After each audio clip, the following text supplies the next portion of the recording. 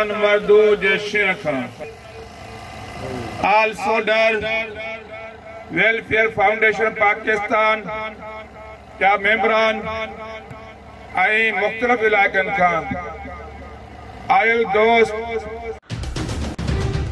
जी नाज़रीन, मां तव्हांखे ॿुधाईंदो हलां त मेयर में आल सोडर वेलफेयर एसोसिएशन पारां मेयर तालुके जे ग़रीब ऐं मिस्किन माण्हुनि में रमज़ान पैकेज विरायो वियो। मेयर बाईपास ते कोठायल तक़रीब में आल सोडर वेलफेयर एसोसिएशन जे मरकज़ी सदर ऐं सिंध जे मशहूर सियासी समाजी शख़्सियत बशीर अहमद सोडर, सिकंदर सोडर, अकबर सोडर मेयर तालुके जे सवे ग़रीब ख़ानदान में रमज़ान पैकेज विरायो।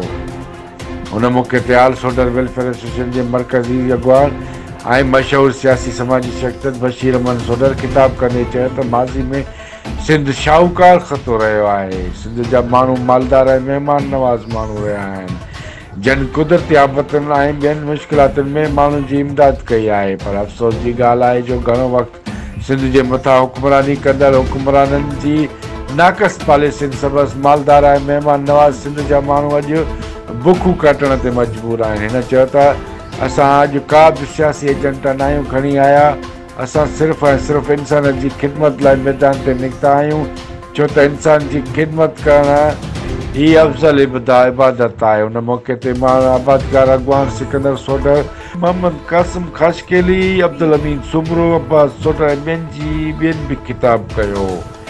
जॾहिं त सवे मर्दनि औरतुनि में रमज़ान पैकेज विरायो वियो। कैमरामैन दीदार मैसर सां गॾु रिपोर्टर अब्दुल वहीद मैसर, सोच वेब टीवी न्यूज़ में आहे।